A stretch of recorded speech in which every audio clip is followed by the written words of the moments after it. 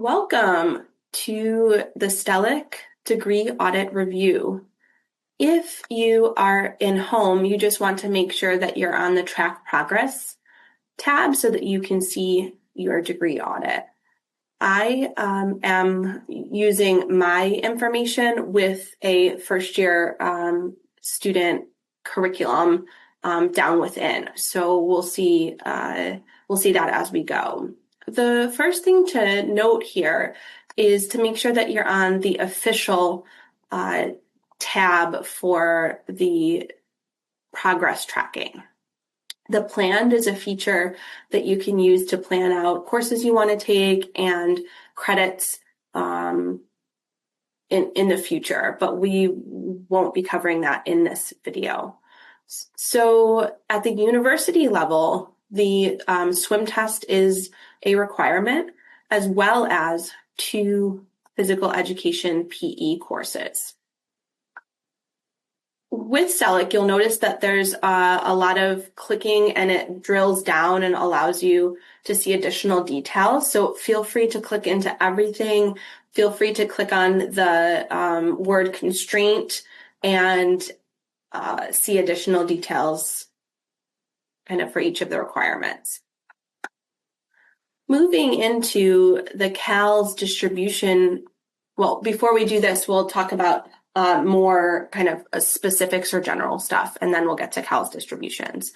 The total credits required for a bachelor's degree is 120 total credits. So this section here is tracking that. We have 75 CAL's credits required for first year students. And if we click in, we can see what those subjects are. And there's a note, the constraints just has all these additional details. So 1,000 to 1,099 courses don't count. And first year writing seminars, if it has FWS, it does count. So it's good. It's really good to click in as you're looking through. We require 105 structured credits. Structured credits are courses that are lectures, labs, discussions, recitation. It's almost easier to say what structured credits are not.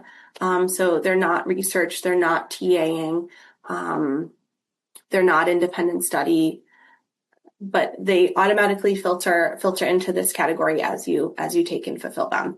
And 100 of your total 120 credits need to be letter graded. Cornell has some of the courses the option to take SU, satisfactory, unsatisfactory, but at least 100 need to be letter graded. And then the courses in residency, at least 60 credits total must be taken here at Cornell. Moving on to the college distribution requirements.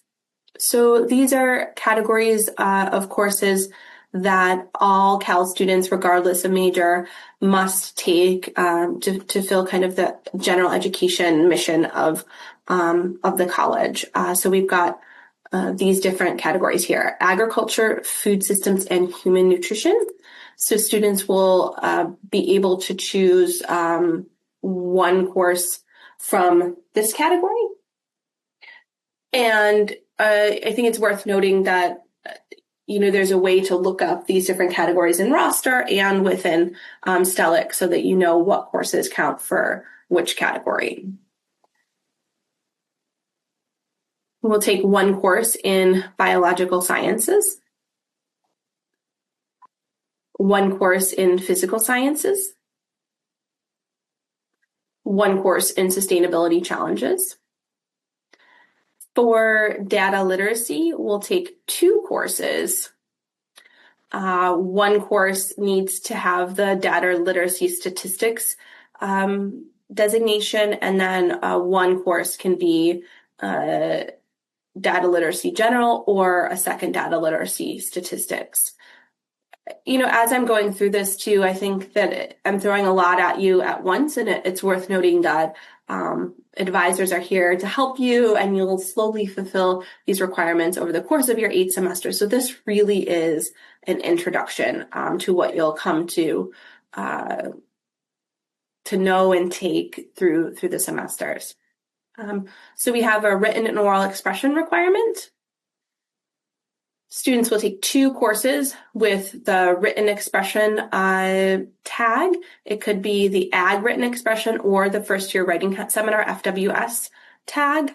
And then oral expression is the second category. We don't require oral expression, so it could be a third written expression or the oral expression. But some majors might require oral expression, so you'll just see that in your degree requirements for the major down below.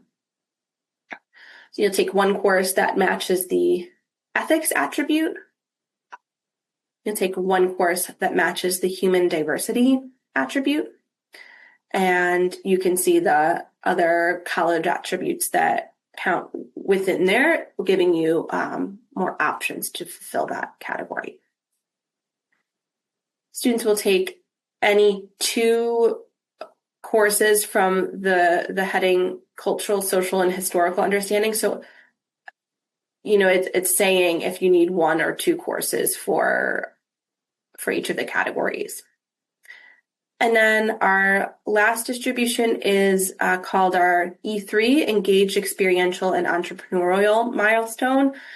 This could be a course that you take in this category with the coding EEE-AG or CU-CEL, or it could be a pre or post internship course. It could be study abroad, or other non-credit bearing experiences like paid research, paid internships, study abroad, like I said. So this category, I'd say, is not necessarily one you'll worry about yet, and you can have conversations with advisors about what you might like to take to fulfill that. So that concludes the distribution requirements for the college.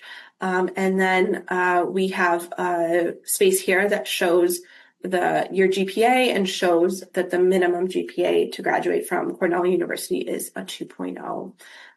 There's nothing listed yet because the record that I'm showing is a first-year student starting, so no GPA yet. And then we move into the major requirements. I'm not going to go through major requirements line by line. The student happens to be a global development student. Your specific major would come up there and it would list out the major requirements, just like you saw the distribution requirements listed out. So scrolling past major requirements, and then there's this category called unmatched courses, and these are courses that may not be fulfilling, that are not fulfilling any specific category in the audit. Transfer coursework and AP credit would be populating in the specific category that it fulfills if it's coded that way. Otherwise, it might be a manual exception process to get it to move to where it needs to count. So talk with an advisor about the specifics of your questions around transfer or AP. That concludes the explanation of how to read your Stellic degree audit. Talk with an advisor for specific questions. Thank you.